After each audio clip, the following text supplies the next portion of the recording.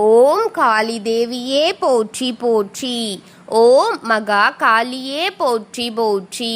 ஓம் பத்ரகாளி தாயே போற்றி போற்றி. என் அன்பு குழந்தையே, இந்த மங்களகரமான தினத்தில் உனது பிரச்சனைகளை எல்லாம் போக்கி நீ கேட்ட வரங்களை எல்லாம் உன்னிடத்தில் அள்ளி கொடுத்தே ஆக வேண்டும் என்ற அவசரத்தோடு வந்திருக்கின்றேன். இந்த தாயை புரிந்து கொண்டு இதை முழுமையாக கேள் என் தங்கமே. என் அன்பு பிள்ளை அனைவருக்கும் என் அன்பார்ந்த வணக்கங்கள். என் அன்பு குழந்தையே, அவசர செய்தியோடு உன் தாய் உன்னை தேடி ஓடோடி வந்திருக்கின்றேன். எத்தனை வேகத்தில் உன்னை தேடி வந்து கொண்டிருக்கிறேன் தெரியுமா? அந்த வேகம் தெரியாமல் நீ விவேகம் இல்லாமல் என் பிள்ளையே என்ன செய்வது என்று குழப்பத்தில் நின்று கொண்டிருக்கும் இந்த நேரத்தில் இந்த அன்னை உன்னை தேடி வந்திருக்கின்றேன். என் செல்வமே, பொறுமையாக இதை முழுமையாக கேள். பாதியில் தள்ளிவிட்டு தவறிழைத்து விடாதே. இதை பாதியில் தள்ளிவிட்டு என்று உன் மூளை கசக்கிக் கொண்டிருக்கும் எதிர்மறை சக்திகளிடமிருந்து வெற்றி பெறு என் தங்கமே. நீ இந்த வாக்கை இறுதி வரை கேட்டு வெற்றியை உன் கையில் கைப்பறி தங்கமே. அதிவேகத்தோடு வந்து கொண்டிருக்கும் உனக்காக ஒரு ஆபத்தை உன் மீது திணிக்க காத்திருக்கும் அந்த எதிர்மறை சக்திகளிடமிருந்து நீ வெற்றி பெற இதை இறுதி வரை கேட்க வேண்டும் என் தங்கமே. உன் அன்னை உன்னை தேடி தேடி ஓடோடி வந்திருக்கின்றேன். என் செல்வமே, அவசர செய்தியை என் பிள்ளையிடமிருந்து எப்படியாவது சேர்த்துவிட வேண்டும் என்ற அச்சத்தோடு உன்னை தேடி வந்தேன். என் பிள்ளையே, கேட்காமல் தடுத்து கொண்டிருக்கும் இந்த கர்ம வினைகளையும் இந்த எதிர்மறை சக்திகளையும் என் பிள்ளையே வென்று இந்த வாக்கை கேட்க வேண்டும் என்று இத்தனை நேரம் கலக்கத்தோடு உனக்காக காத்திருந்தேன்.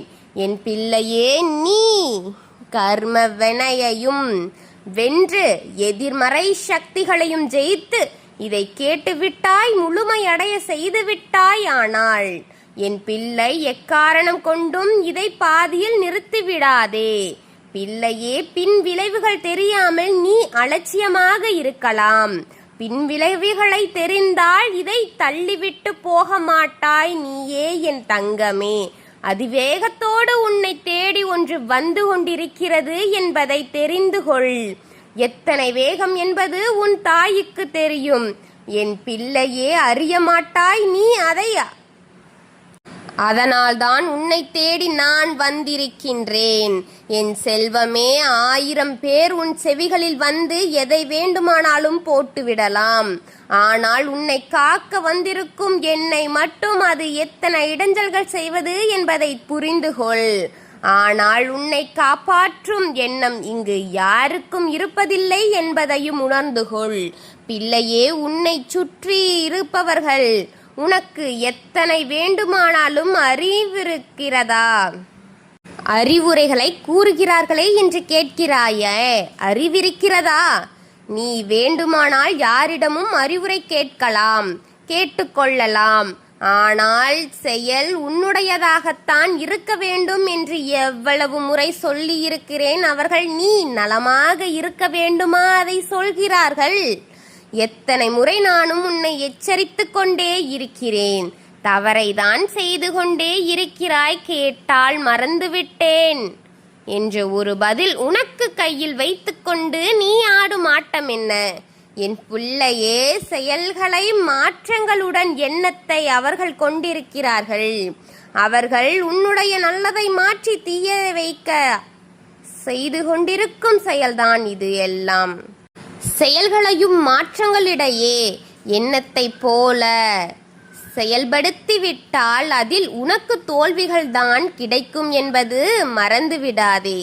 இன்னும் சிலவரிடமிருந்து சென்று நீ அறிவுரை கேட்டுக்கொண்டுதான் இருக்கிறாய்.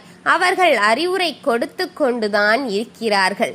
என் பிள்ளையே, அவர்கள் உன் பின்னால் ஏளனம் செய்து கொண்டிருப்பதும் நிஜம் என்பதை புரிந்து கொள்.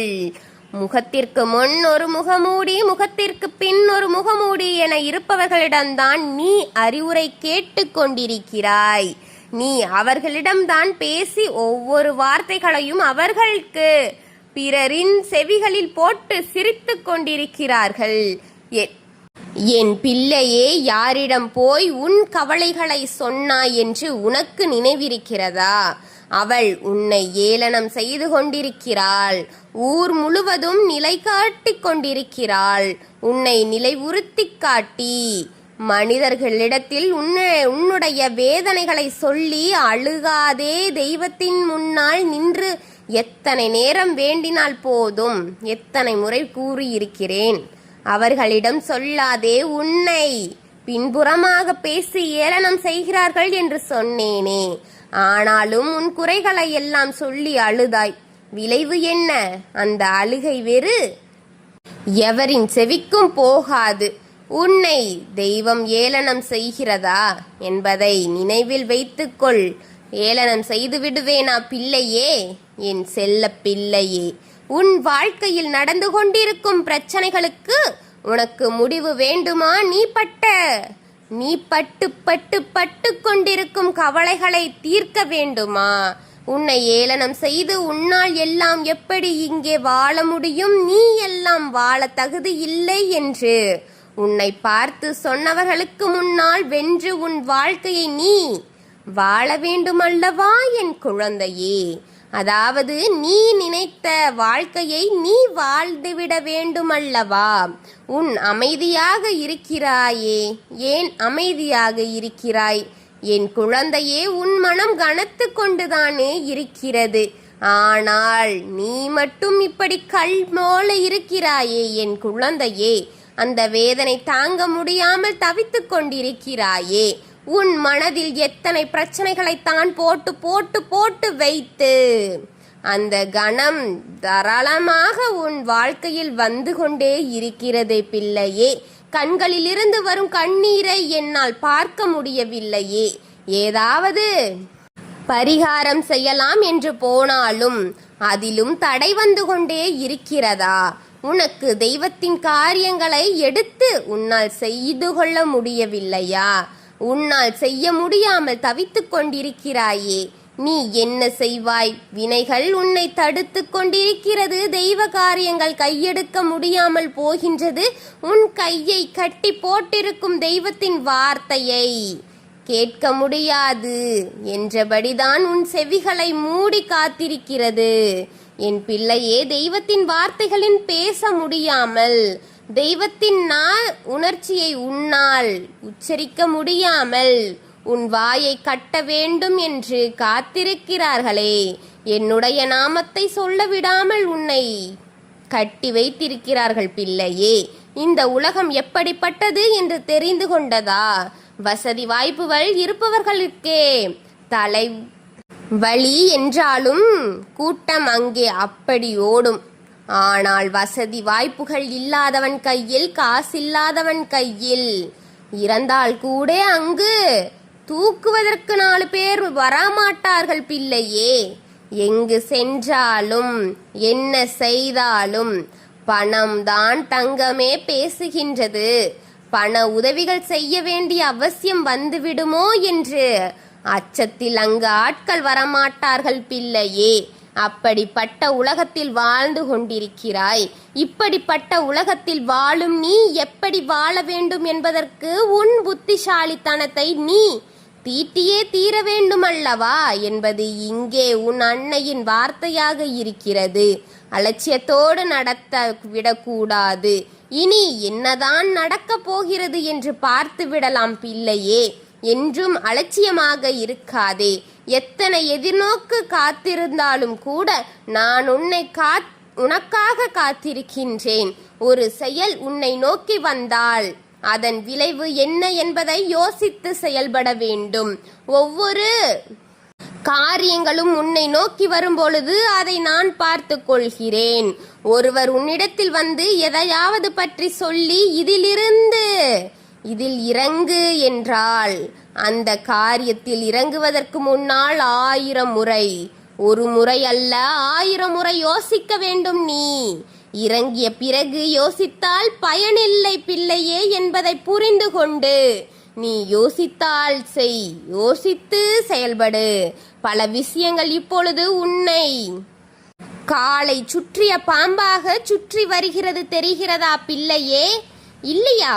அதை சரி செய்ய வேண்டும் என்றால் ஒவ்வொன்றையும் யோசித்து செயல்படு என்பதுதான் உன் அன்னை இப்போது உன்னிடத்தில் சொல்லிக் கொண்டிருக்கின்றேன். நான் என்ன சொல்ல வந்தேன், உன்னிடத்தில் என்ன வார்த்தைகளை இன்று சொல்ல வந்திருக்கின்றேன் தெரியுமா? என்ன காரியம் நடக்கப் போகிறது தெரியுமா?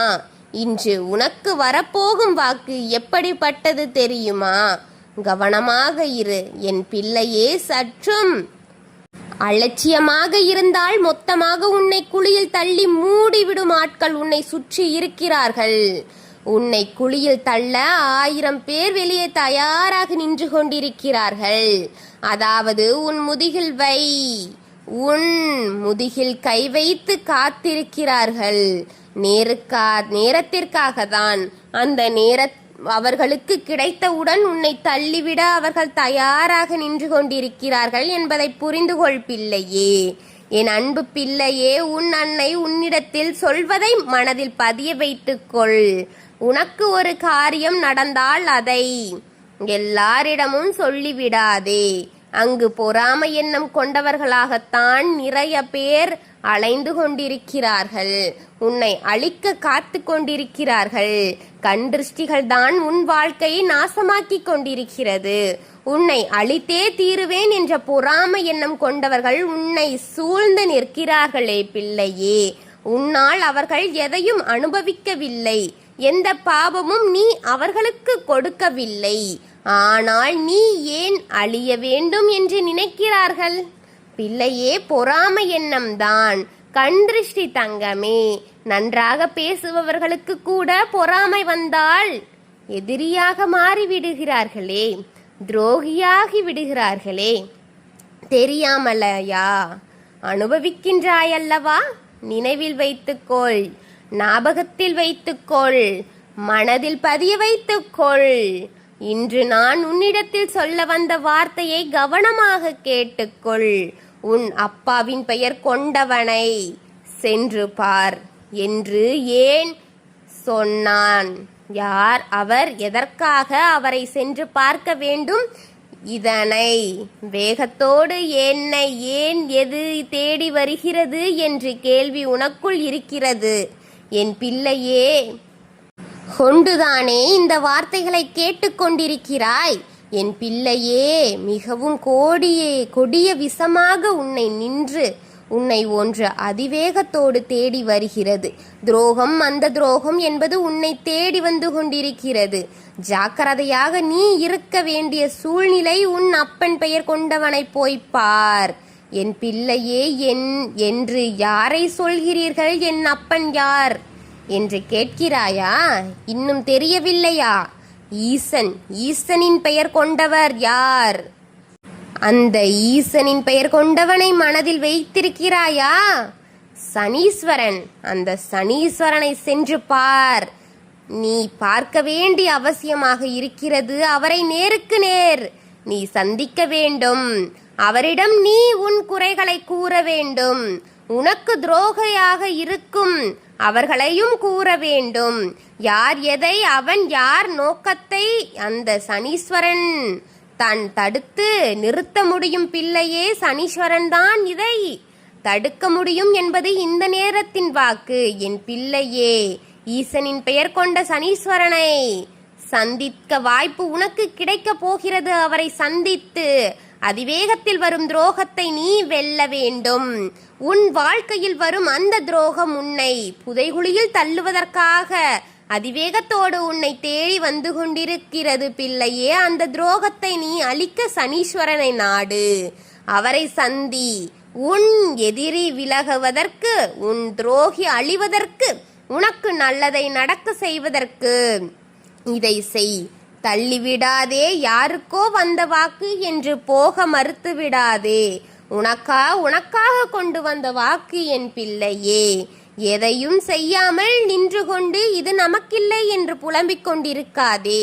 இனியும் அடுத்தது என்று உன் எதிரி உருவங்களுக்கு இருக்கும் இந்த தாயின் உருவத்தை வணங்கு. என் குழந்தையே, நீ சாமியை வணங்குவது அவசியமாகத்தான் போய்க் கொண்டிருக்கிறது. அதை செய்ய மறுத்து விடாதே. அவர்களை நீ வணங்கினால் மட்டும்தான் இந்த உலகில் உன்னால் உயிர் தப்ப முடியும் என்பதை புரிந்து கொண்டு அவர்களை என்று மனதில் சுமத்தங்கமே. ஓம் காளி தேவியே போற்றி போற்றி. ஓம் மகா காளியே போற்றி போற்றி. ஓம் பத்ரகாளி தாயே போற்றி போற்றி. வாழ்க வளமுடன்.